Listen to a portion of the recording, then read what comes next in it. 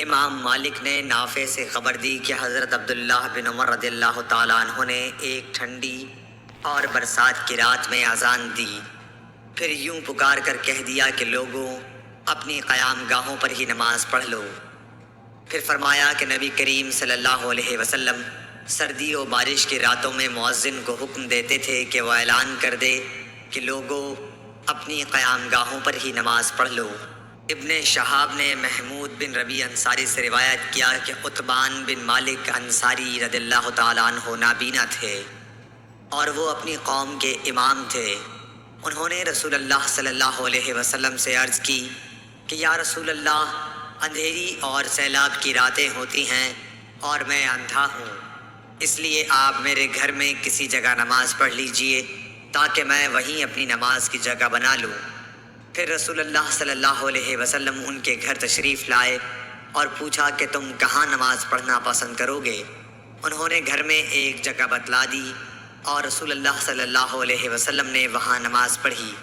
عبدالحمید الزیادی نے بیان کیا کہ میں نے عبداللہ بن حارث بن نوفل سے سنا، انہوں نے کہا کہ ہمیں ایک دن ابن عباس رضی اللہ تعالیٰ عنہ نے جبکہ بارش کی وجہ سے کیچڑ ہو رہی تھی خطبہ سنایا، پھر مؤذن کو حکم دیا اور جب وہ حی علی الصلاۃ پر پہنچا تو آپ نے فرمایا کہ آج یوں پکار دو کہ نماز اپنی قیام گاہوں پر پڑھ لو۔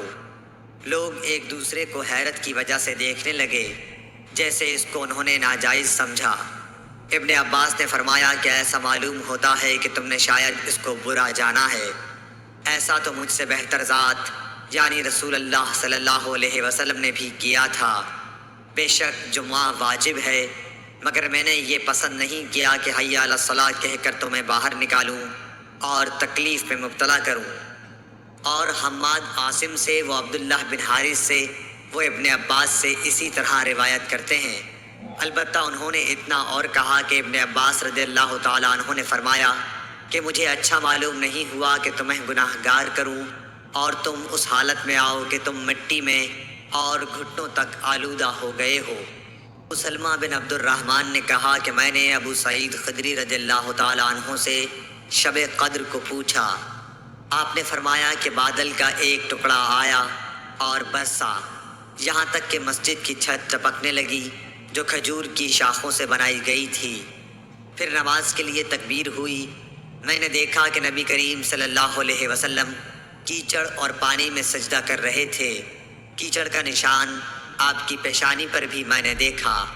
انس بن سیرین نے بیان کیا کہ میں نے انس رضی اللہ تعالیٰ عنہ سے سنا کہ انصار میں سے ایک مرد نے عذر پیش کیا کہ میں آپ کے ساتھ نماز میں شریک نہیں ہو سکتا، اور وہ موٹا آدمی تھا۔ اس نے نبی کریم صلی اللہ علیہ وسلم کے لیے کھانا تیار کیا اور آپ کو اپنے گھر دعوت دی اور آپ کے لیے ایک چٹائی بچھا دی اور اس کے کنارے کو صاف کر کے دھویا۔ حضور صلی اللہ علیہ وسلم نے اس بوریے پر 2 رکعتیں پڑھیں۔ آل جارود کے ایک شخص عبدالحمید نے انس رضی اللہ تعالیٰ عنہ سے پوچھا کہ کیا نبی کریم صلی اللہ علیہ وسلم چاشت کی نماز پڑھتے تھے؟ انہوں نے فرمایا کہ اس دن کے سوا اور کبھی میں نے آپ کو پڑھتے نہیں دیکھا۔ یحییٰ بن سعید قطان نے ہشام بن عروہ سے بیان کیا، کہا کہ مجھ سے میرے باپ نے بیان کیا، انہوں نے حضرت عائشہ رضی اللہ تعالیٰ عنہا سے سنا، انہوں نے نبی کریم صلی اللہ علیہ وسلم سے کہ آپ نے فرمایا کہ اگر شام کا کھانا سامنے رکھا جائے اور ادھر نماز کے لیے تکبیر بھی ہونے لگے تو پہلے کھانا کھا لو۔ ابن شہاب نے انس بن مالک رضی اللہ تعالیٰ عنہ سے روایت کیا ہے کہ رسول اللہ صلی اللہ علیہ وسلم نے فرمایا کہ جب شام کا کھانا حاضر کیا جائے تو مغرب کی نماز سے پہلے کھانا کھا لو، اور کھانے میں بے مزہ بھی نہ ہونا چاہیے، اور اپنا کھانا چھوڑ کر نماز میں جلدی مت کرو۔ عبداللہ بن عمر رضی اللہ تعالیٰ عنہ سے روایت ہے کہ حضرت صلی اللہ علیہ وسلم نے فرمایا کہ جب تم میں سے کسی کا شام کا کھانا تیار ہو چکا ہو اور تکبیر بھی کہی جا چکی تو پہلے کھانا کھا لو اور نماز کے لیے جلدی نہ کرو، کھانے سے فراغت کر لو۔ اور عبداللہ بن عمر رضی اللہ تعالیٰ عنہ کے لیے کھانا رکھ دیا جاتا، ادھر اقامت بھی ہو جاتی، لیکن آپ کھانے سے فارغ ہونے تک نماز میں شریک نہیں ہوتے تھے، آپ امام کی قرأت برابر سنتے رہتے تھے۔ حضرت عبداللہ بن عمر رضی اللہ تعالیٰ عنہ سے روایت ہے کہ نبی کریم صلی اللہ علیہ وسلم نے فرمایا کہ اگر تم میں سے کوئی کھانا کھا رہا ہو تو جلدی نہ کرے، بلکہ پوری طرح کھا لے، گو نماز کھڑی کیوں نہ ہو گئی ہو۔ ابو عبداللہ حضرت امام بخاری رحمۃ اللہ علیہ نے کہا کہ مجھ سے ابراہیم بن منظر نے وہب بن عثمان سے یہ حدیث بیان کی، اور وہب مدنی ہیں۔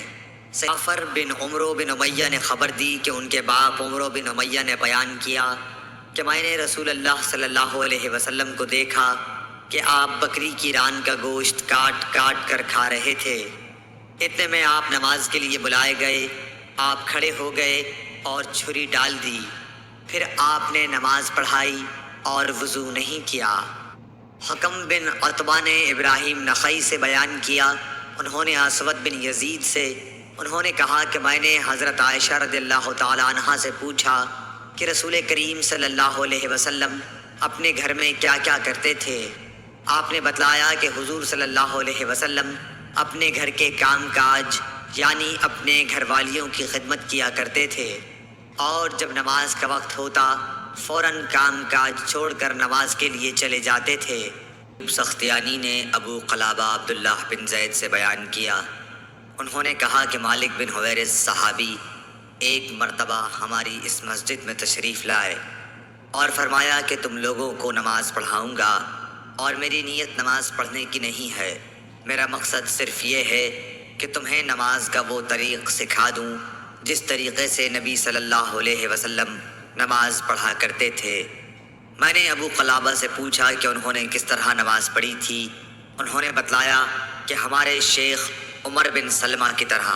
شیخ جب سجدے سے سر اٹھاتے تو ذرا بیٹھ جاتے، پھر کھڑے ہوتے۔ ابو موسیٰ اشعری رضی اللہ تعالیٰ عنہ سے روایت ہے، آپ نے فرمایا کہ نبی کریم صلی اللہ علیہ وسلم بیمار ہوئے، اور جب بیماری شدت اختیار کر گئی تو آپ نے فرمایا کہ ابو بکر رضی اللہ تعالیٰ عنہ سے کہو کہ وہ لوگوں کو نماز پڑھائیں۔ اس پر حضرت عائشہ رضی اللہ تعالیٰ عنہا بولیں کہ وہ نرم دل ہیں، جب آپ کی جگہ کھڑے ہوں گے تو ان کے لیے نماز پڑھانا مشکل ہوگا۔ آپ نے پھر فرمایا کہ ابو بکر سے کہو کہ وہ نماز پڑھائیں۔ حضرت عائشہ رضی اللہ تعالیٰ عنہا نے پھر وہی بات کہی۔ آپ نے پھر فرمایا کہ ابو بکر سے کہو کہ نماز پڑھائیں۔ تم لوگ سوا حب یوسف زلیخا کی طرح باتیں بناتی ہو۔ آخر ابو بکر صدیق رضی اللہ تعالیٰ عنہ کے پاس آدمی بلانے آیا، اور آپ نے لوگوں کو نبی صلی اللہ علیہ وسلم کی زندگی میں ہی نماز پڑھائی۔ ہشام بن عروہ نے اپنے باپ عروہ بن زبیر سے خبر دی، انہوں نے حضرت عائشہ رضی اللہ تعالیٰ عنہا سے، انہوں نے کہا کہ رسول اللہ نے اپنی بیماری میں فرمایا کہ ابو بکر سے نماز پڑھانے کے لیے کہو۔ حضرت عائشہ رضی اللہ تعالیٰ عنہا بیان کرتی ہیں کہ میں نے عرض کیا کہ ابو بکر آپ کی جگہ کھڑے ہوں گے تو روتے روتے وہ قرآن مجید سنا نہ سکیں گے، اس لیے آپ عمر سے کہیے کہ وہ نماز پڑھائیں۔ آپ فرماتی تھیں کہ میں نے حفصہ رضی اللہ تعالیٰ عنہا سے کہا کہ وہ بھی کہیں کہ اگر ابو بکر آپ کی جگہ کھڑے ہوئے تو روتے روتے لوگوں کو قرآن سنا نہ سکیں گے، اس لیے عمر سے کہیے کہ وہ نماز پڑھائیں۔ حفصہ رضی اللہ تعالیٰ عنہا ام المومنین اور حضرت عمر رضی اللہ تعالیٰ عنہ کی صاحبزادی نے بھی اسی طرح کہا، تو آپ نے فرمایا کہ خاموش رہو، تم صواحب یوسف کی طرح ہو، ابو بکر سے کہو کہ وہ لوگوں کو نماز پڑھائیں۔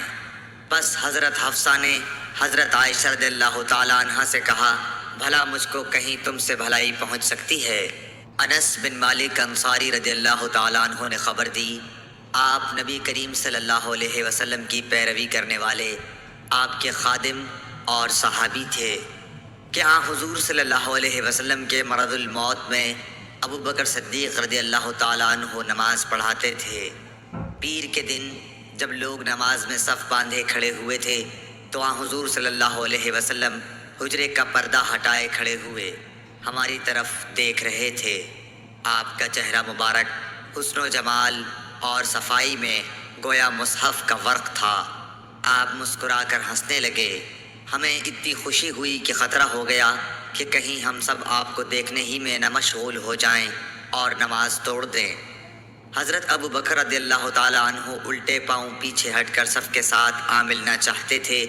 انہوں نے سمجھا کہ نبی صلی اللہ علیہ وسلم نماز کے لیے تشریف لا رہے ہیں، لیکن آپ نے ہمیں اشارہ کیا کہ نماز پوری کر لو۔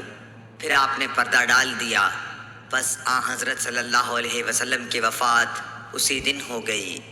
اِنَّ لِلَّهِ وَإِنَّ إِلَيْهِ راجعون۔